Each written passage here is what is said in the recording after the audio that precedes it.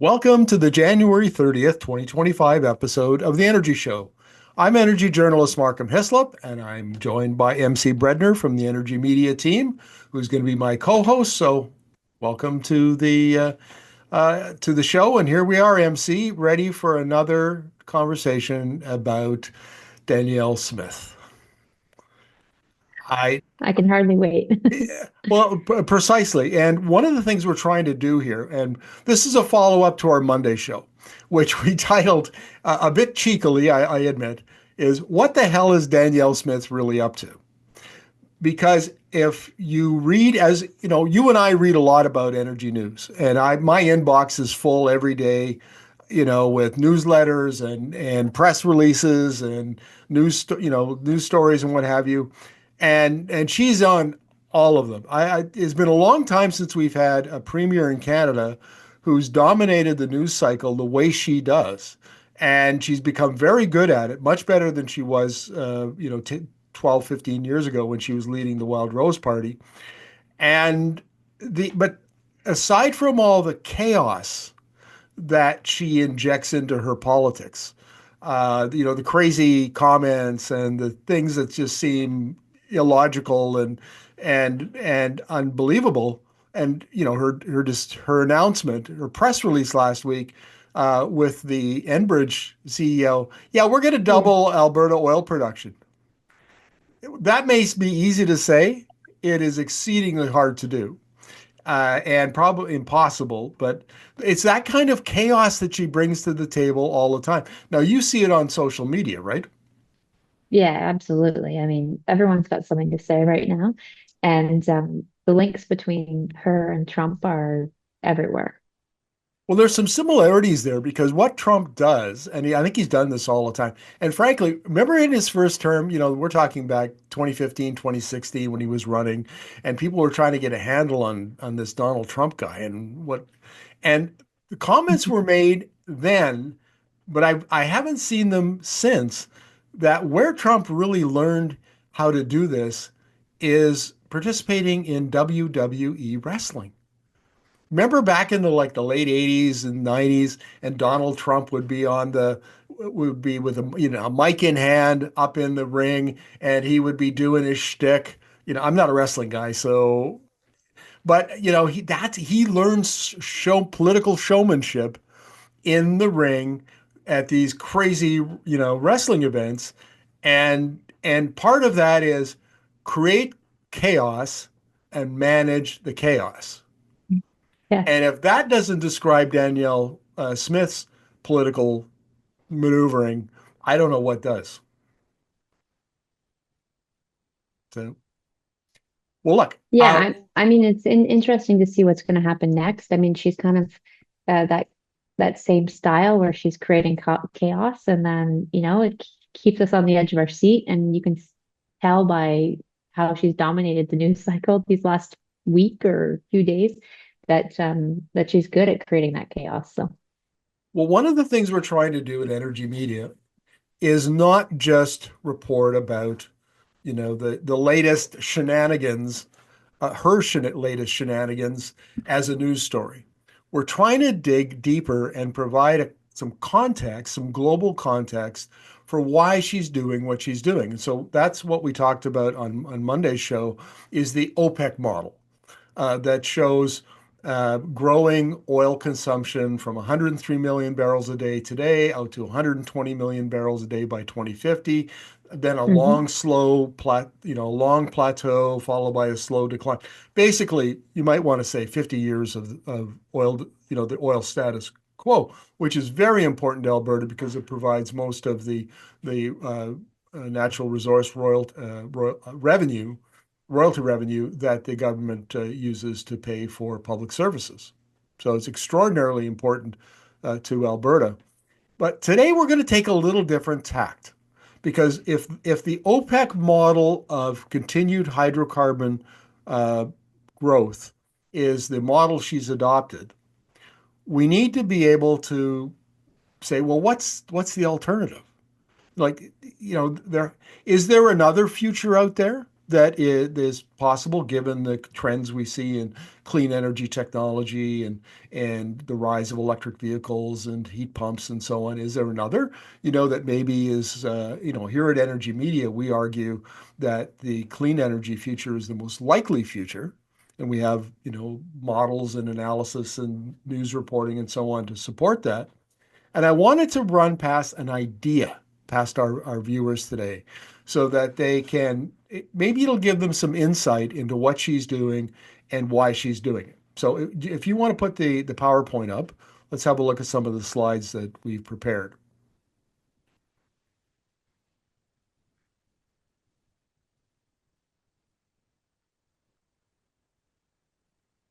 Sorry, Markham, just take me a minute here and then just get the right window. Yes, yes. Sharing PowerPoints is always a pain for everybody. Here we go. Okay. This is a graph from Our World in Data, which is quite an authoritative website. You can go there yourself and find all sorts of information. But this is a key part of the OPEC modeling exercise, and you'll find it in World Oil Outlook 2045, which is a big report, and then was updated late last year, World Oil Outlook 2050, which is an online update created by OPEC. And primary energy demand is a big part of this modeling and of the narrative from the oil industry and from Smith. So what you're looking at is a graph of primary energy consumption across the period from 1800 to 2023. And of course, what you can see is the beginning about 1945, after the Second World War, is that primary energy demand in terms of all of the sources, biomass, coal, oil, gas, nuclear, wind power, hydropower, solar, other renewables, all of it, uh, rises from about 20,000 terawatt hours in 1945 to 180,000 terawatt hours as of 2023, 9 times. And you can see what a steep graph that is. So when I'm talking to people in the oil and gas industry all the time, what they say is the future is going to look just like that past. And primary energy demand is going to rise uh, substantially over the next 25 years, driven not by the global north, which would be North, U.S. and Canada, Europe, China. Now I think we can throw China in there, Australia, Japan, South Korea. I've probably forgotten a few, but the rich countries, Mm-hmm. the wealthy countries. But now we've got the global south. So Latin America and Africa and Asia and Southeast Asia. And, their economies are emerging and they are becoming more middle class. They're going to be using more energy. As a result, they want more products. They want automobiles. They want Right. houses and the things that North Americans take for granted. And so, while, and this is reflected in OPEC's modeling. And so, OPEC says that while the global north, their energy demand will decline over time, to say now in 2050, the global south will expand and more than make up for it. And so Right. that's how OPEC arrives at 2050. Maybe we can just get the next slide up there.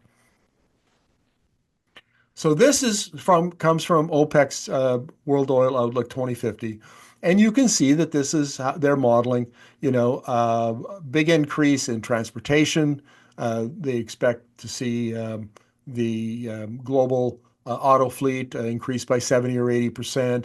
A big growth in industry. Other sectors like petrochemical, no, sorry, not petrochemicals, but things like maybe I don't know, power sector.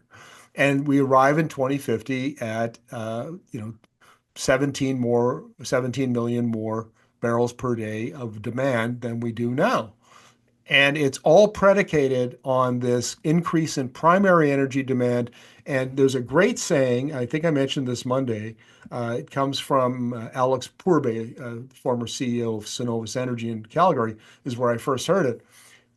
It'll be diversification, not displacement. So, what he means by that Right. is that all of the new energy sources that we create, wind and solar and advanced geothermal and fusion if we get there, and small modular nuclear reactors, all of whatever we can come up with will simply be absorbed into this growing primary energy demand as that chart expands upwards, and we won't lose any oil, we won't lose any gas demand whatsoever. Now, there's another counter argument to that I want to lay out, and it's based on the work of Professor Nick Eyre. And I interviewed him on the Energy Talks podcast about a month, I guess it was probably sometime in December.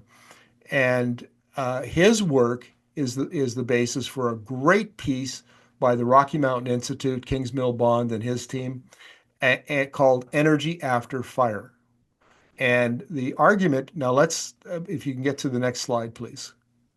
There are three slides that I took directly from Nick's PowerPoint that he sent me, and we're going to walk through the three energy systems in sort of broad terms that Nick is arguing have been in existence. So the first is the pre-industrial energy system, and you burn things in open fires, ovens, candles, whatever, to do the work that needs to be done in your local economy or in your home. Space heating, washing, cooking, all of those simple tasks. And then work is provided by either humans or animals, or maybe, you got a windmill, something like that. And it's vehicles and small processes, stationary. This is a very simple economy, the kind of, industrial, agrarian economy that was Mhm. common in the world before really before the 20th century. So this is the first model of an energy system that Nick uses. Now, if we can go to the second one, please. This is the Industrial Revolution energy system that got ushered in around the middle of the 18th century in Europe with the invention of the steam engine. So now, the difference, this is so key, is you take a fossil fuel, whether it's coal, oil, or gas, and you burn it and you turn it into energy, which then it gets used by a device to turn it into work.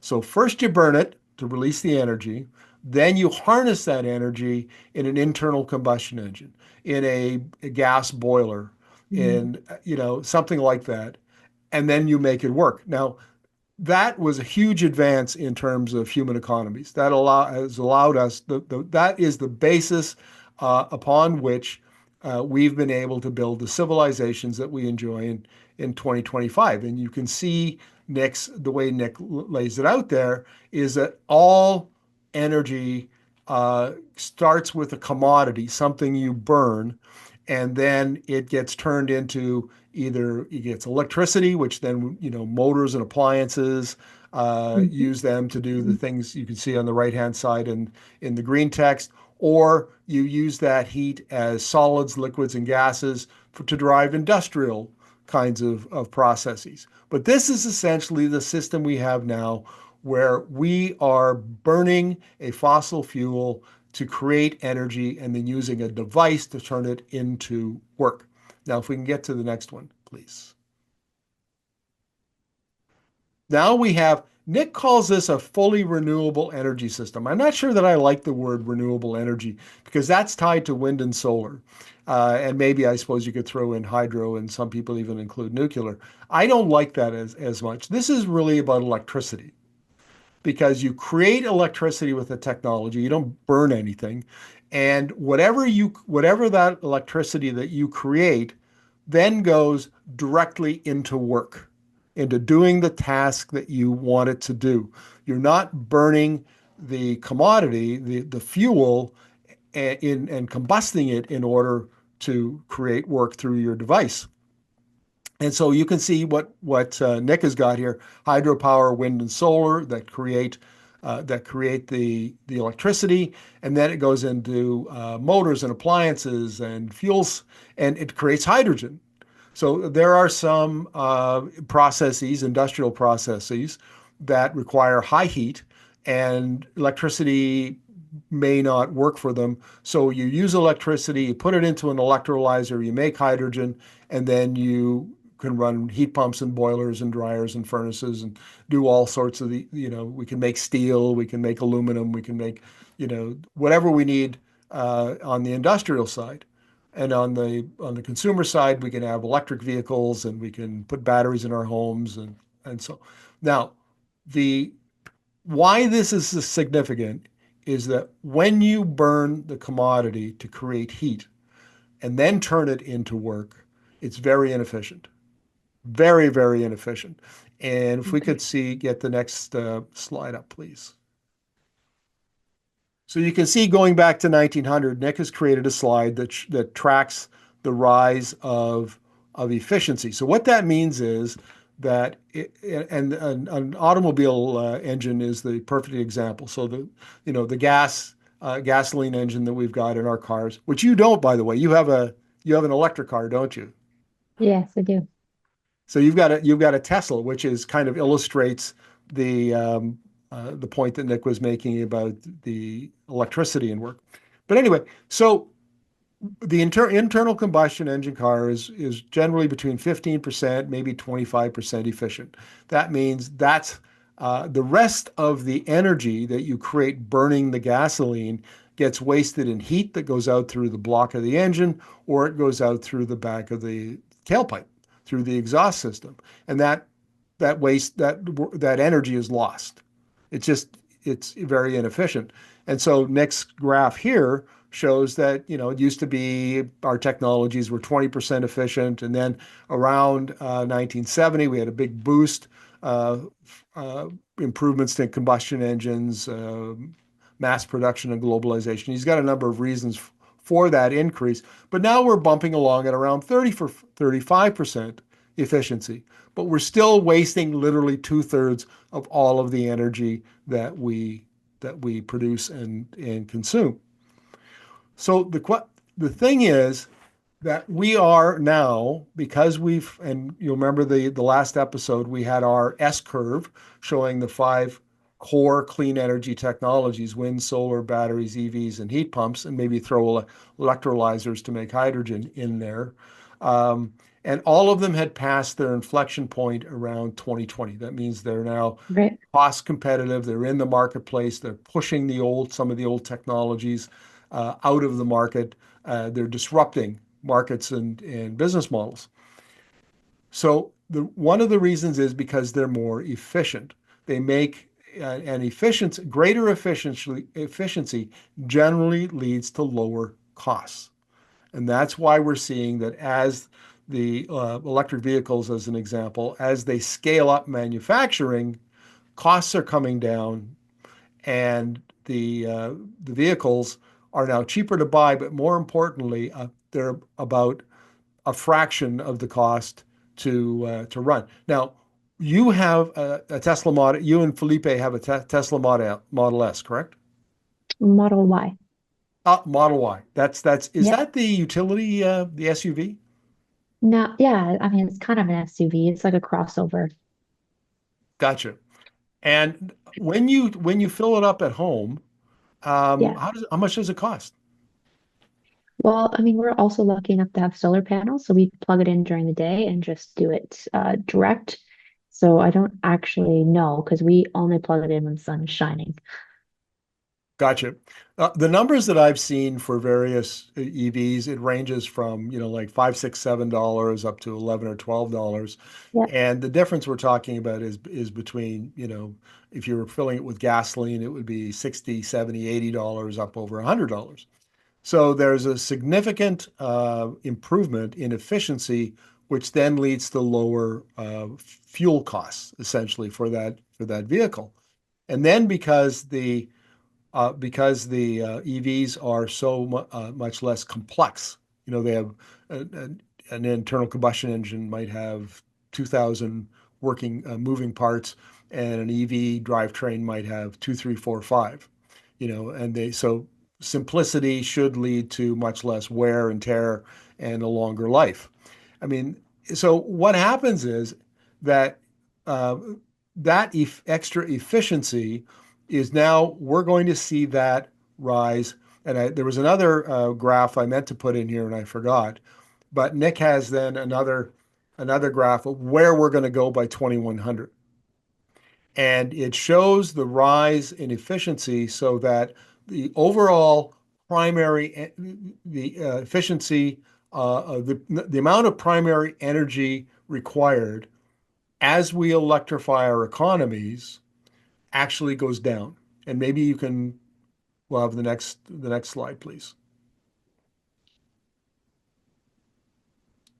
So here we are, global final energy use by sector and fuel. So the ones on the left are Mhm. the current. And you'll see that between industry, buildings, and transport under current, the total comes out to about 435 exajoules. So an exajoule is a very, very large measure of energy use. On the right is a fully post-transition, efficient economy, fully electrified. And if it's not electrified, whatever percentage we need from hydrogen, it's still the electricity is what drives the electrolyzers. So essentially, this is fully electric economy. Uh, that you actually use a tremendous amount more electricity, but you use less energy. And in this type of an economy, the it would be 245 exajoules of energy. So you're getting way more work done with a lot less energy, and Right. that in theory should lead to much lower costs. In the same way that your fuel costs in your Tesla are much lower than they would be if you had a gasoline car. Yeah. And this is the heart of it. And if you look at heat pumps, for example, now we put a heat pump in our house 2.5, almost 3 years ago now. Absolutely love it. And because a heat pump doesn't burn something to create heat, uh, it basically pumps when it's hot out, it pumps your heat out of your house to cool it, and when it's cold out, it takes heat from the outside and pumps it into your house. So it's a heat transfer kind of technology as opposed to a combustion oriented technology. And as a rule, uh, probably about for every unit of energy you put into it, you get 3 to 4 units of work out of it. Hmm. So now it's 300 to 400% more efficient than say your even a high efficiency furnace that you might have in the basement of your house.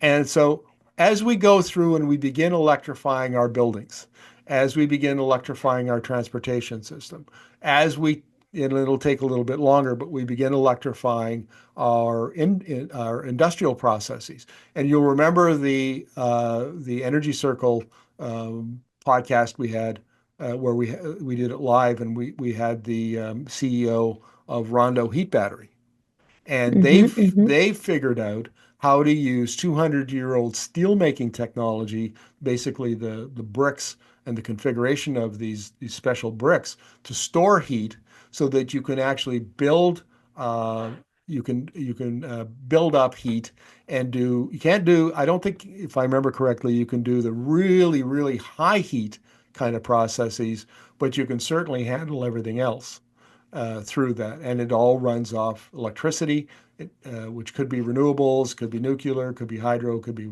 whatever I suppose you could even use gas, but then you wouldn't be as efficient. So the point Hmm. is, we've got all of these technologies and they're out now. They've passed their inflection point. They're in the marketplace. They're gaining market share.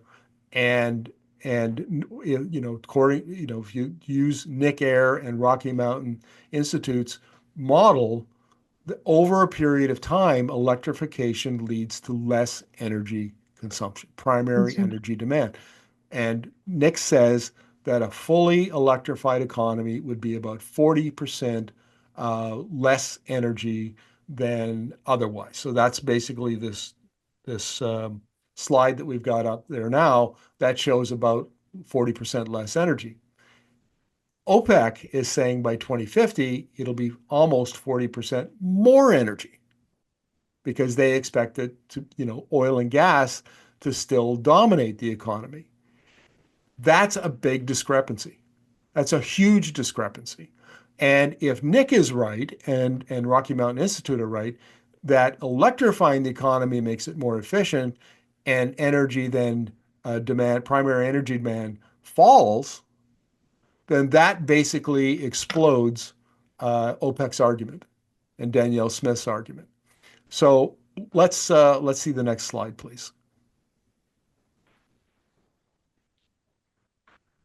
So this comes from the IEA and it's global electricity demand. No, sorry, and this is the reason we were doing this podcast or this show in the first place. Remember, the Oxford Energy Institute Right. put out this report, Global Electricity Demand, What's Driving Growth and Why It Matters. And they've got a lot of this information in here. Oxford is a very well-known research group and very reputable. We use a lot of their stuff and interview their experts. And here what we see you can see in around 2022, 2023, we're at about 435 exajoules of primary energy demand. And this particular chart breaks it down by the various sectors. But as it gets modeled out to 2050, you can see it's the plateau start. And it starts Hmm. around, into the 2030s, and primary energy demand doesn't grow very much. And basically by 2050, it's plateaued. And the point here is if we were choosing between the two models, the OPEC model that Danielle Smith has bet on, and the electrification model, the future is electric, as we like to say at Energy Media model, what does the data say? What are the trends? And this is an example of where you can foresee a future where the growth in primary energy demand is essentially plateaued and will eventually, past 2050, begin to trend downward. So the arc of the trend, I would argue, favors Nick Ayer's view of the future more than it does OPEC's view of the future. Now, the future is a nebulous thing, right? I mean, just on Monday of all things, we had the controversy break where the DeepSeek AI model in China Hmm. was unveiled, and suddenly there had been the last 2 3 months the growing electricity demand for AI and data centers was going to blow up all of the forecasts for renewables and what have you, and gas was going to have to stay in the power sector because to meet this demand. And Hmm. what groups the Chinese model shows is that you can do the same kind of work for about just a pittance. I think it was like Yeah. 1/100th of the cost and Yeah. far less than electricity demand. So Yeah. all our assumptions about how much electricity would be required for data centers just got stood on its head. And it's Exactly. and it's too early to tell where that's going to go, right? Hmm. I mean, who knows? Maybe the West sticks with its technology, ignores what China is doing, and it does require all of that electricity. Who knows? I don't know. But the arc of the trend is bending in the direction that Nick Ayer says it's going to go. So what does that mean for Alberta? Let the next slide, please. And this will be the last one.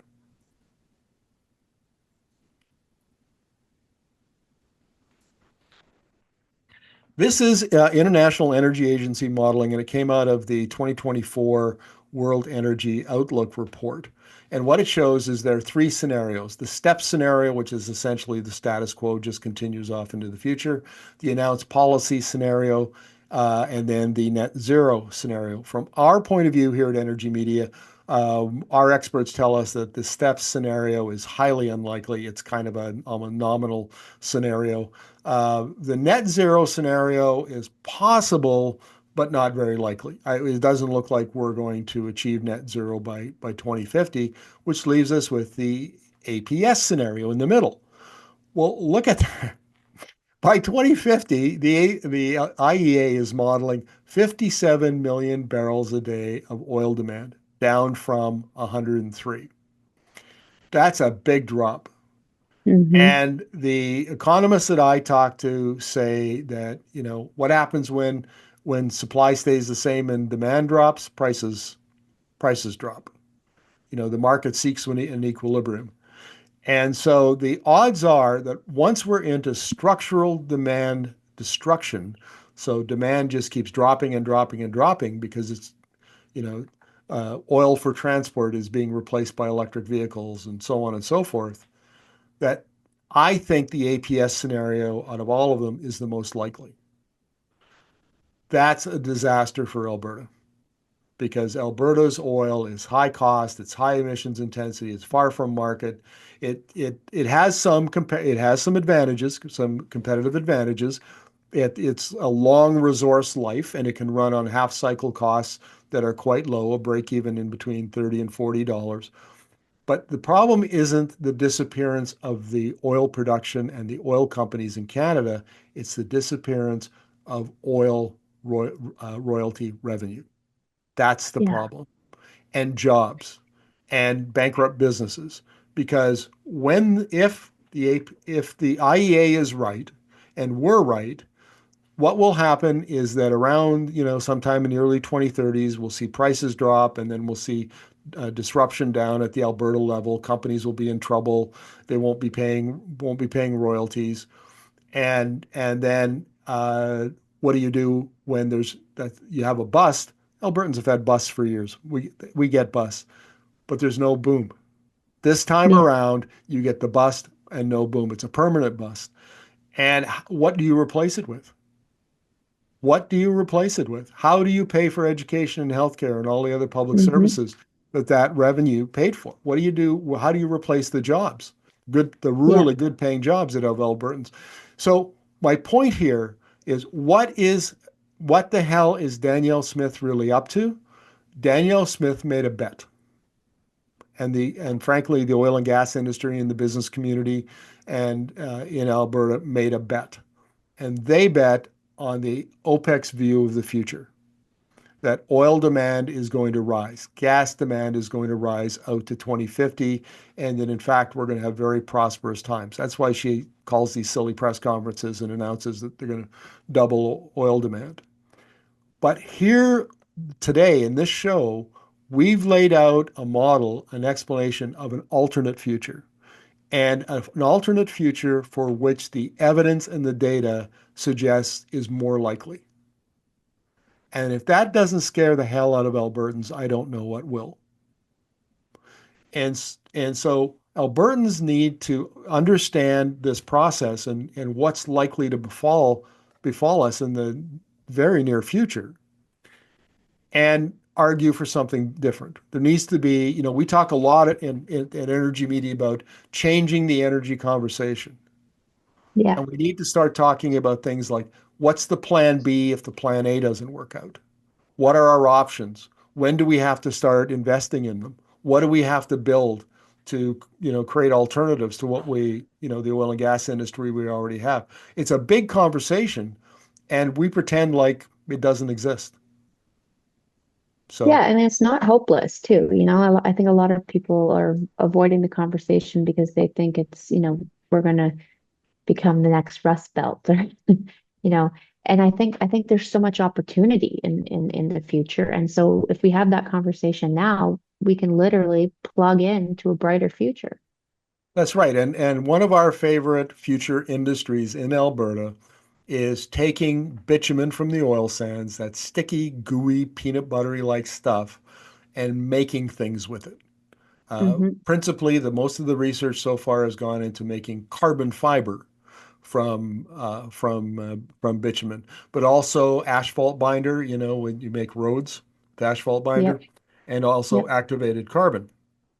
So uh, I interviewed what is his last name? Anyway, he was head of the advanced energy research at Alberta Innovates Provincial Energy, and interviewed him uh, last fall for Energy Talks. And they're a year, maybe two, away from having a commercial process to turn bitumen into carbon fiber.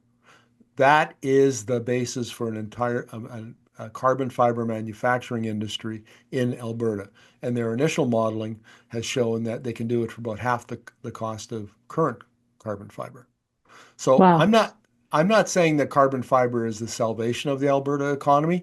I'm saying it's one of the approaches that could be used to build an alternative, and it uses the the biggest oil export that Alberta has, Right. and basically builds a domestic market. Instead of shipping a raw resource down to Chicago or Yeah. Houston, you keep it in Alberta and you turn it into something else and you add value to it and you diversify your economy. My God, is that not the holy grail for Yeah. Alberta? Sounds like a lot of new jobs too and opportunities. So Yes, I mean, how often do you talk to people, whether they're in unions or out of unions, and what they say is, we want to go build stuff. yeah. Give us, I'm a welder, I'm an electrician, I'm a carpenter, I'm here to build stuff. Yeah. And if you're going to build a carbon fiber industry or some other industry to use bitumen as a feedstock, you're building stuff. You put those people to work and they get Yeah. good jobs, and you have prosperity, for a long time because of that. So And it's anyway, not just the capital projects. You know, you've got all the maintenance, you've got all the manufacturing that will go along with that too. and supply chains. We really, really need to talk about supply chains because the manufacturing industries require supply chains, and those would presumably, most of them would reside in Alberta and be built by Alberta businesses, Alberta companies. So there, while the two models, or the Nick Air Rocky Mountain Institute model that we laid out here as an alternative to Danielle Smith's model, is kind of bleak and gloomy. I got to tell you, it's not good news for Alberta. No. But by the same token, the fact that there are alternative opportunities that could be invested in and built beginning, well, pretty quick, is a cause for optimism, huge optimism. So anyway, I hope I've laid this out as best I can, that there is, what Danielle Smith is doing, the bet that she has made. She's rolled the dice, she's all in, and she is convinced that there's going to be growth out to 2050. We've laid out the alternate model that suggests maybe not, and that we ought to have a rethink here and have a conversation about this, have a debate. And I think that one of the things we would like for people who are watching is drop us an email, send us a text, tell us what you think about this. So maybe you could give that information, MC. Yeah, absolutely. So you can text us 587-330-5757, or you can also email us at theenergyshow@gmail.com. Well, thanks a lot. We're looking at this. The show is growing. We've only been doing this a couple of weeks now, and we're already getting fairly good numbers, people who are watching it. And we're going to be bringing all sorts of exciting stuff. We're going to be using our. We're going to be using this idea of sharing slides, sharing data, sharing graphs. We're going to be using that a lot more, because I think that this is something that we need to do, is get into the evidence for an argument.